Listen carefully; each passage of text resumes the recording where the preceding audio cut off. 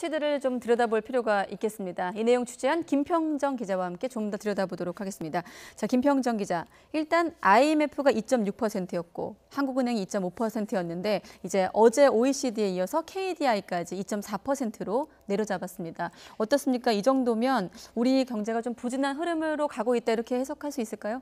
네, 말씀하신 것처럼 국내 기관이 일제히 우리 경제 성장률을 낮춰잡고 있습니다. 네. OECD가 어제 한국 성장률을 2.4%로 발표했는데 네. 두 달 전에 2.6%보다 0.2%포인트 낮췄습니다.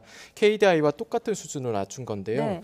해외 투자은행도 한국의 성장률을 기존보다 하향 조정했습니다. 공통점이 우리 정부의 올해 목표치보다 모두 낮은 수치라는 겁니다. 네. 여기에 가장 보수적으로 전망하는 정부 역시 매달 발표하는 최근 경제 동향에서 두 달 연속 우리 경제를 두고 부진하다는 표현을 쓰고 있는 상황입니다. 정부조차 부진하다 이런 표현을 쓰고 있다. 자, 정부 목표치보다 낮아질 가능성이 점점 더 커지고 있다는 것 같은데 어떻습니까? KDI가 좀 해결책까지 내놨나요? 묘책은 아니지만 단기적으로는 시중에 돈을 더 풀어야 한다고 권고했습니다. 네. 우선 정부가 재정 확대 기조를 유지해야 하고요. 통화당국도 통화 완화 정책을 써야 한다는 겁니다. 기준금리를 낮추는 게 좋다는 의미죠.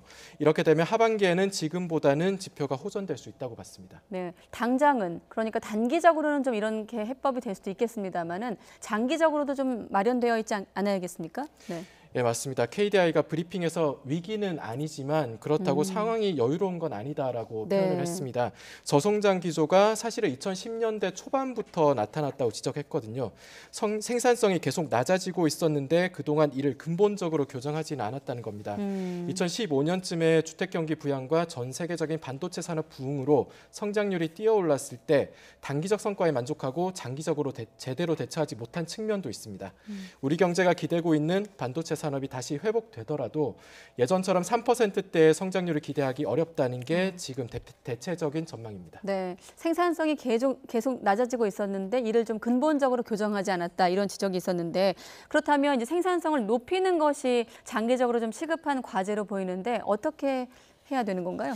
우리 경제 구조 자체를 개선을 해야 되거든요. 네. 우선 우리가 다른 나라보다 조금 뒤처졌다고 평가받는 4차 산업혁명 분야를 빨리 육성해야 하고 이를 위해서는 기존 산업 종사자의 반발을 축소해야 됩니다. 그래서 보완책도 동시에 이뤄져야 합니다.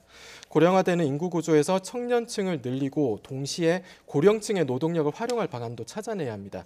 정부도 이런 분야를 이미 추진하고는 있지만 장기적으로 천천히 추구할 일이 아니라 더 빠른 시일 안에 효과를 내 방안을 짜내는 노력이 필요합니다. 생산성이 높아지지 않으면 2020년대에는 성장률이 1.7% 수준까지 떨어질 거란 KDI의 경고를 봐도 무척 시급한 과제라고 할 수 있습니다. 네, 그러니까 좀 요약을 하면 단기적으로는 시중에 좀 돈을 더 풀어야 되겠고 장기적으로는 생산성을 높여야 되겠다로 요약이 되는 것 같습니다.